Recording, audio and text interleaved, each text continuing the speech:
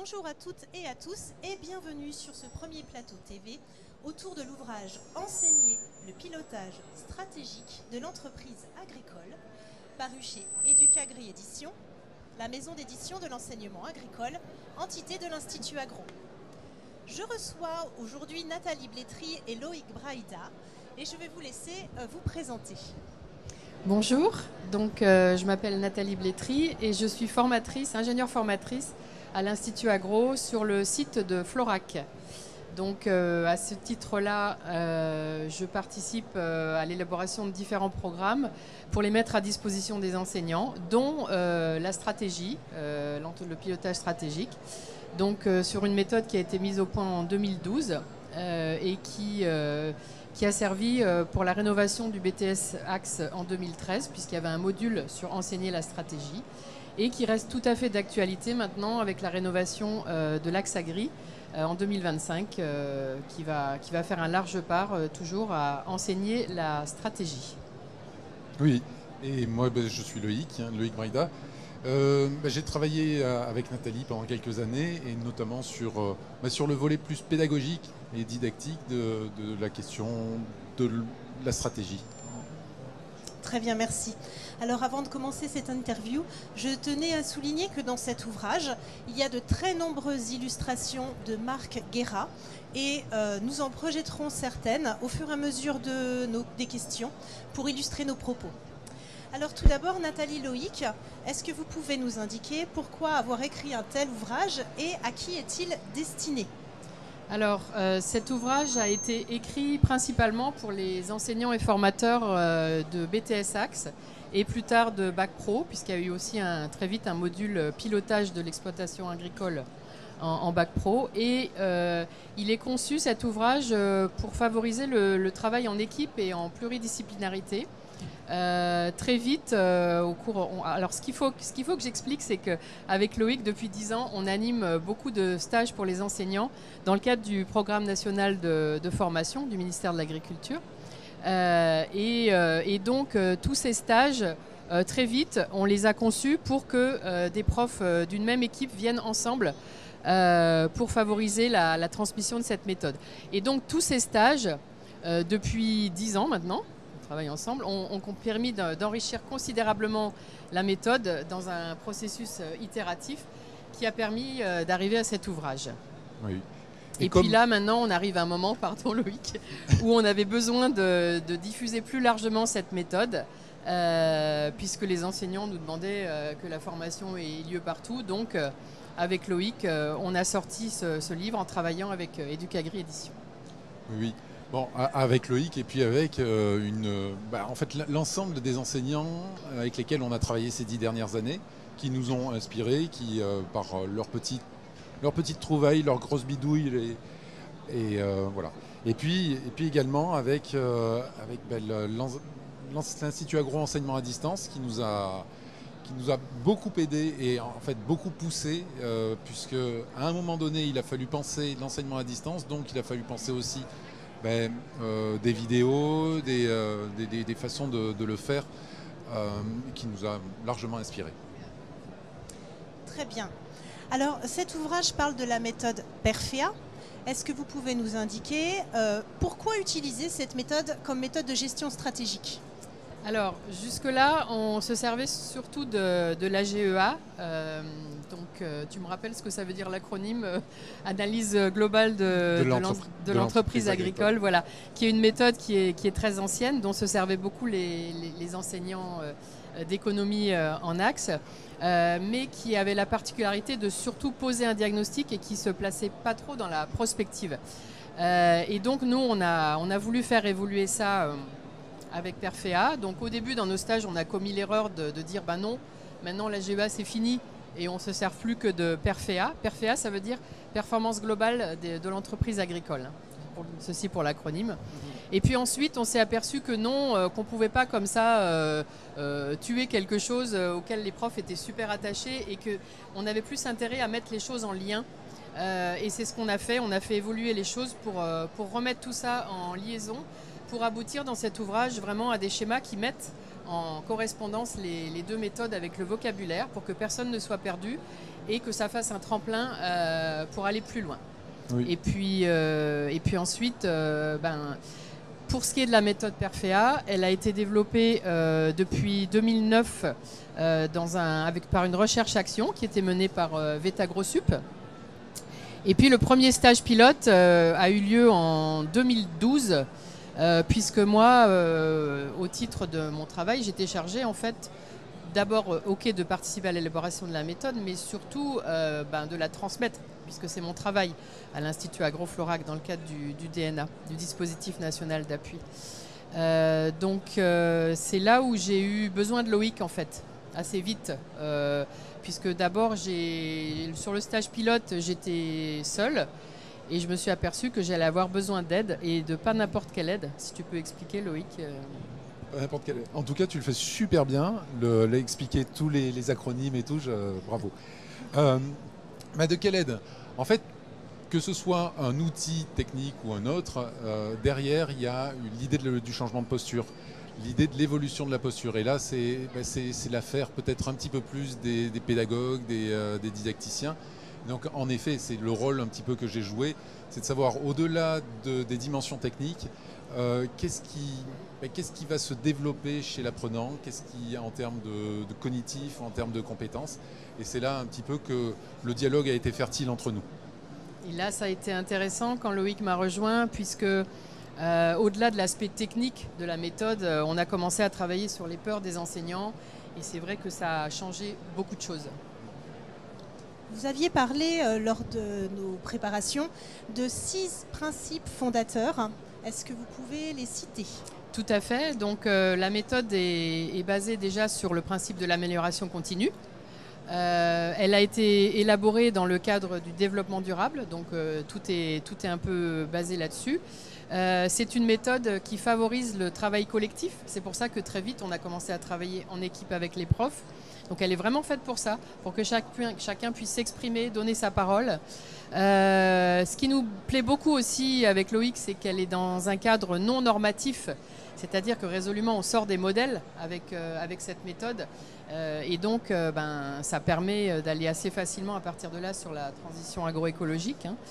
C'est une méthode située, c'est-à-dire que le projet de quelqu'un n'est pas le projet de quelqu'un d'autre. Donc vraiment c'est adapté à la personne qui fait le projet. Et puis elle est basée aussi sur le fait qu'on a recours à un accompagnateur qui va être là tout du long pour être garant de l'avancement de la méthode et favoriser l'émergence d'un plan d'action, parce qu'on ne l'a pas encore dit, mais cette méthode, en fait, elle vise à accompagner un agriculteur ou un collectif dans l'élaboration de son projet avec ses propres indicateurs et d'avoir un plan d'action personnalisé.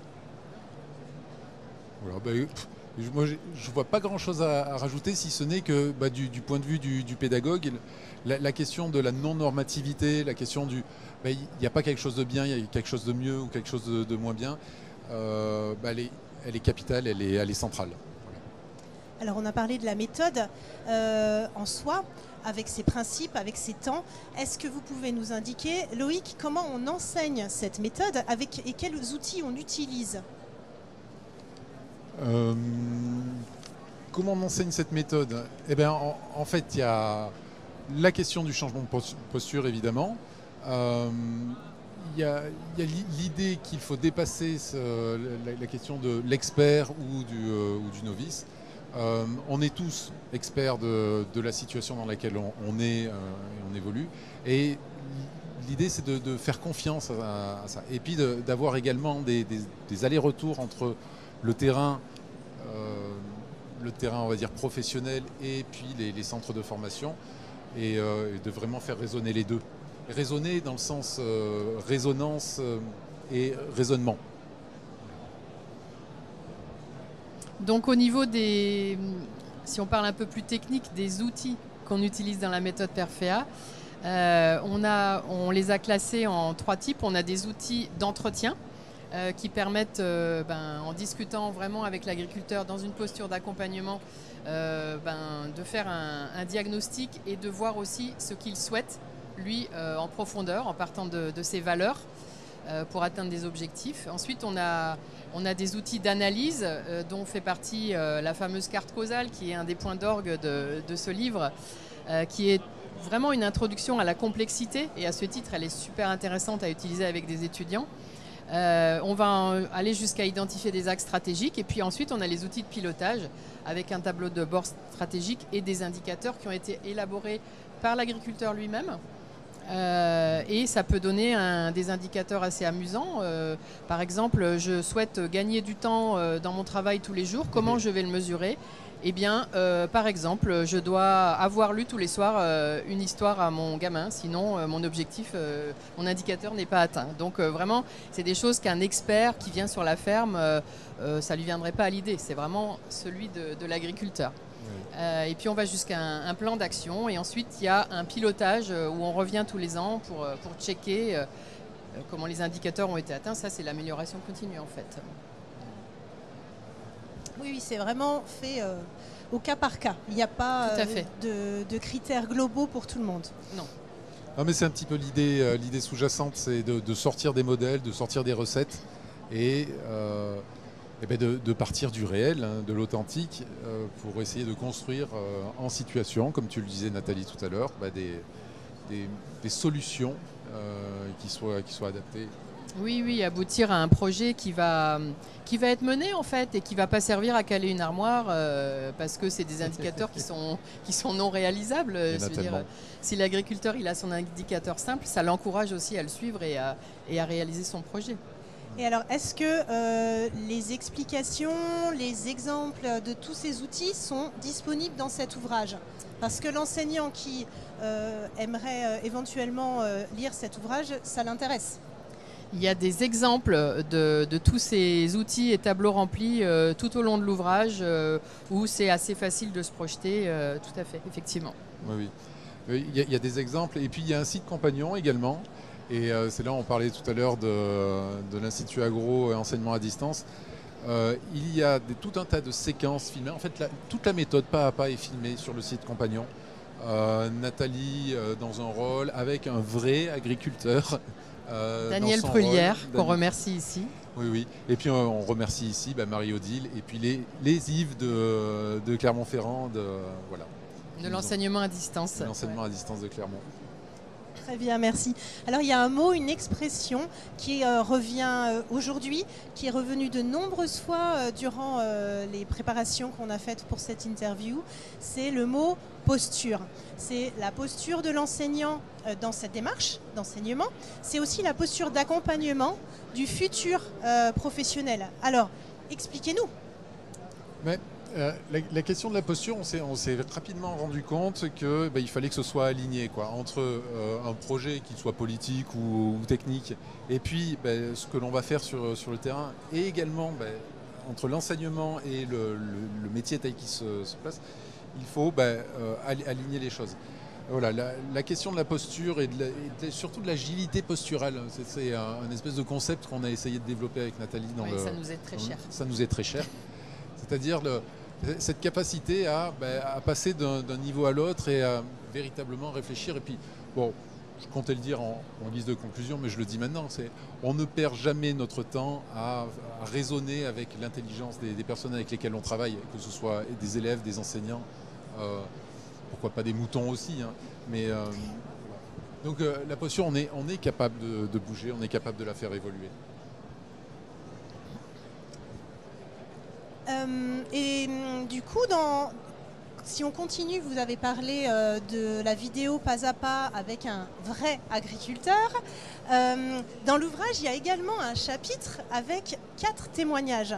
Alors, est-ce que vous pouvez nous indiquer quel est l'intérêt pour les enseignants de lire ce chapitre avec ces témoignages-là ? Alors, c'était un chapitre qui nous était cher parce que... j'ai parlé tout à l'heure de la carte causale. C'est une méthode qui, à première vue, peut apparaître complexe quand on regarde les outils pour la première fois et qui peut faire peur. Et donc, ces témoignages, pour nous, c'était une façon d'illustrer beaucoup de situations et de contextes différents pour montrer que c'est possible. On voulait vraiment dédramatiser et donner à voir des choses des plus modestes aux plus élaborées parce que... On a une toute petite séquence très facile à mettre en place en bac pro, par exemple, jusqu'à la méthode complètement développée à NERAC par Philippe Belay, qui est le collaborateur principal de ce livre. Mais on explique aussi dans l'ouvrage qu'il a mis plusieurs années à la mettre en place. La première année, il a mis qu'un outil en place, et puis l'année d'après 2, et puis 3. Et puis au bout du compte, on a quelque chose qui peut paraître, j'allais dire, presque parfait, hein, qui est quand même remis en jeu tous les ans, mais qui a été élaboré tranquillement, toujours dans le processus itératif qu'on aime bien. Et du coup, on avait envie de dire le mieux est l'ennemi du bien, c'est-à-dire que les enseignants ne doivent pas hésiter à s'emparer, mais ne serait-ce que d'un petit bout de la méthode, et puis de la dérouler après. Ce qui est important pour nous, avec Loïc, quand on fait les stages, c'est toujours le moment où on commence à apprendre aux profs à faire une carte causale sur un grand paper, c'est-à-dire en fait à faire un gros schéma heuristique qui met en relation toutes les paroles de l'agriculteur. Et à chaque fois, les profs se disent « mais nous, on a du mal avec ça, les élèves, ils vont jamais y arriver ». Et en fait, ce qui nous amuse beaucoup avec Loïc, c'est qu'il y a des élèves qui y arrivent mieux et tout de suite. Et du coup, ça surprend les profs. En fait, il faut faire confiance aux élèves. Et donc, on a voulu montrer tout ça dans ces témoignages, que en fait, faut juste y aller, quoi. Il faut y aller. Ça me permet de rebondir, justement. Toujours dans le même chapitre, il y a aussi une foire aux questions avec 13 questions et leurs réponses possibles. Alors, pareil, à quoi ça sert ? À quoi ça sert ? C'est que, en fait, sur les dizaines d'enseignants, les dizaines de stages qu'on a fait, on s'est rendu compte qu'il y avait des questions récurrentes, des questions classiques récurrentes.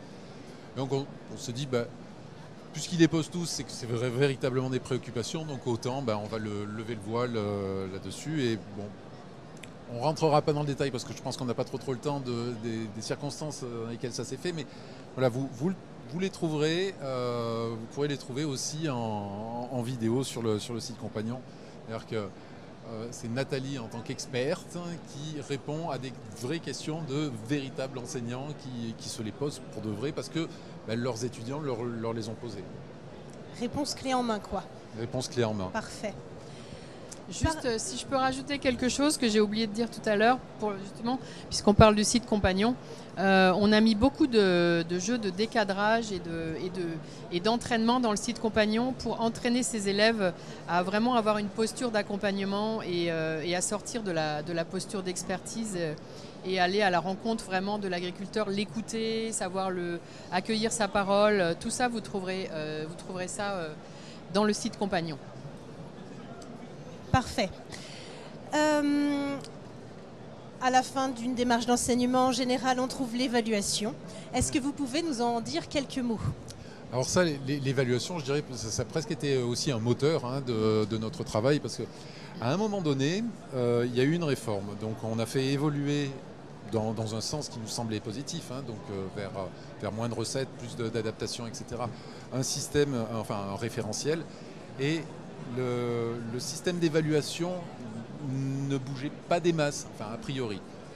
En tout cas, c'est les retours qu'on avait de la part des enseignants. Et ça, c'est quelque chose qui est propre à mettre de l'angoisse, énormément d'angoisse. Donc, l'évaluation, oui, on a aussi pas mal bossé là-dessus, de manière à ce que ça ne soit pas le mur vers lequel vont venir s'écraser les espoirs des élèves et les espoirs des enseignants, mais véritablement quelque chose on parlait de cohérence, de congruence tout à l'heure, quelque chose d'un petit peu plus cohérent.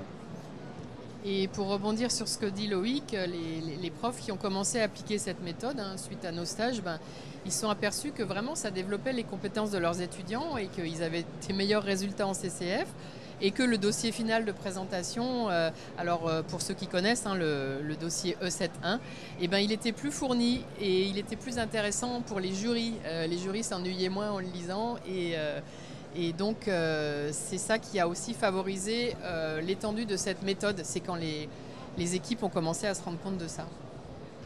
Parfait. Alors là, je pense qu'on a fait tout le tour de cet ouvrage. Donc, on a vu à quel point c'est vraiment le fruit de différentes collaborations, de différentes personnes. Et ça montre bien, ça illustre bien la puissance du collectif, de travailler tous ensemble comme ça pour faire avancer les choses. Alors, cet ouvrage, ainsi que le site compagnon dont on a parlé de nombreuses fois durant ces quelques instants ensemble. Cet ouvrage est disponible sur le site educagri-édition au pluriel.fr.